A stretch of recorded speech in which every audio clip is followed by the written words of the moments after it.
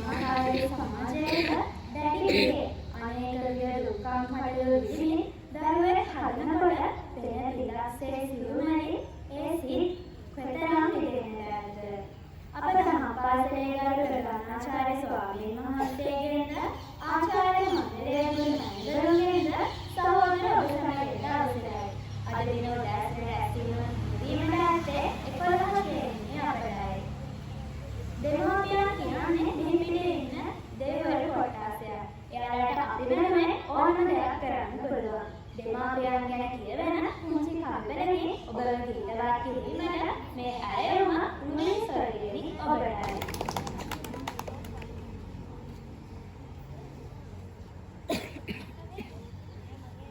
සුබ දර්ශනක් වේවා ඔබ සියලුනාටම. ගරුතර මහා සංඝරත්නයෙන්ද ආචාර්ය මණ්ඩලයේ ගුරු මෑණිවරුන්ගෙන්ද පියවරුන්ගෙන්ද සහෝදර ඔබ සමගෙන්ද අවසරයි. අම්මතුගේ ආදරය කෙසේද කියා ගීතයකින් ඉදිරිපත් කිරීමට මා ගායන මේ ගීතය සියලුම මව්වරුන්ට උපහාරයක්ම වේවා කියලා මම ප්‍රාර්ථනා කරනවා. නපුරු වෙන්න එපා කියලා නපුරු නොවී කීවා දරුණු වෙන්න එපා කියලා දරුණු නොවී කීවා මා ආදරේ මගේ අම්මා මා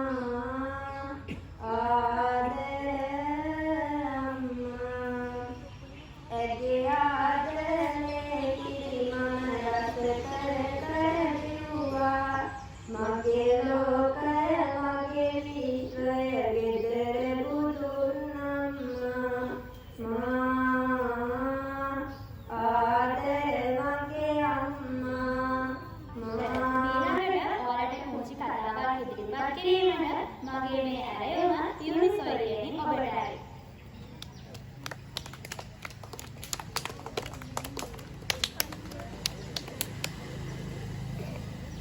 ගෞරවනීය ස්වාමීන් වහන්සේගෙන්ද ආචාර්ය මණ්ඩලයේ ගුරු මෑණිවරුන්ගෙන්ද ගුරු පියවරුන්ගෙන්ද සහෝදර ඔබ සැමගෙන්ද අවසරයි. අද මම මෙතනට පැමිණියේ කතාවක් ඉදිරිපත් කිරීමට. මම මෙතන පටන් ගන්නවා. ගවසක් විතරා පිළිදෙලා පාසලෙන් විතර ආවේ හරිම දුක. ඇගේ ඇසිර තිබුණු කඳුලකපු ඇගේ තාත්තා ඇය මෙහෙම අඬන්න හේතුව මොකක්ද කියලා ඇගෙන් ඇහුවා. කලින්වර ඇගේ පාසලේ මිතුරියන්ගේ ඇයට එල්ලවන පීඩන හමුවේ ඇය මෙහෙම වේදනාවට පත් වෙන බව ඇය ඇගේ තාත්තාට කිව්වා. ඉතින් තම දියණියට හිත හැදෙන්න වගේම තම දියණියට සමාජය ගැන අවබෝධ කර දීමට ඔහු හරි අපූර්ව වැඩක් කළා. ඔහු තම දියණිය සමග කුස්සියට ගියා. කුස්සියට ගිහිල්ලා පාචන 3ක් ලිපේ තිබ්බා. පාචන 3ක් ලිපේ තියලා ඒ පාචන 3ට වතුර දැම්මා. වතුර දාලා පිළිවෙලින් පළමු වාදනයට බින්දරයකුත් දෙවන වාදනයට අලගෙඩියකුත් තුන්වන වාදනයට කෝපියට කිහිපයකුත් දැම්මා. දාලා ටික වේලාවක් තියලා ඇරියා. පසුව තම දියණියට කතා කරලා ඒ වාදන තුනේ තියෙන දේවල් වලට මොකද වෙලා තියෙන්නේ කියලා බලන්න කිව්වා. ඉතින් එයා හරිම ආශාවෙන් හරිම උනන්දුවෙන් වාදන තුන දිහා බැලුවා. ඊට පස්සේ ඔහු මෙන්න මෙහෙම කිව්වා. පුතේ මේ වාදන තුනේම තියෙන්නේ වතුර. වතුර කියලා කියන්නේ හරියට සමාජය කියලා හිතන්න. එතකොට මේ බිත්තර, අල, කෝපි කියලා කියන්නේ සමාජයේ ජීවත් වෙන විවිධ මිනිසුන් කියලා හිතන්න. එතකොට මේ ගින්දර කියලා කියන්නේ සමාජයේ පුද්ගලයාට එල්ලගෙන බලපෑම් කියලා හිතන්න. ඉතින් බලන්න මේ බිත්තර මොකද වෙලා තියෙන්නේ කියලා. මෘදුවට තිබ්බ බිත්තර ගල වෙනවා. සමහර මිනිසුන් අන්න ඒ වගේ. සමාජයෙන් එල්ලවන බලපෑම් හමුවේ මෘදු මිනිසුන් ගල වෙනවා. බලන්න අලගෙඩිය, ගලට තිබ්බ අලගෙඩිය මෘදු වෙනවා.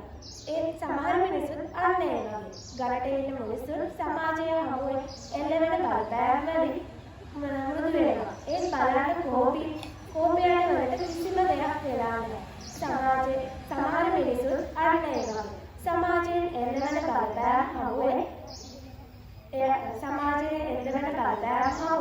එයාලට කොච්චර බලපෑම් ආවත් එයාල වෙනස් වෙන්නේ නැහැ. සමාජයේ එයාල වෙනුවෙන් වෙනස් වෙන එක විතරයි වෙන්නේ.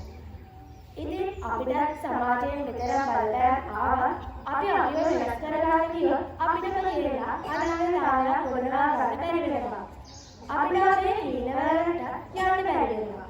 විතර මෘදුවයි ගල වෙනවා. ගලයි මෘදු වෙනවා. ඒක වැරද්දක් නමුත් අන්නයට ඕන විදිහට තමන් මෙහෙවන කෙනෙක් වෙනවට වඩා කාර්යයට කෝපියට වගේ තමන් කාර්යයට ඉන්න ගම සමාජයට හරියටට ගොඩනගා ගන්න එක හරිම වටිනවා.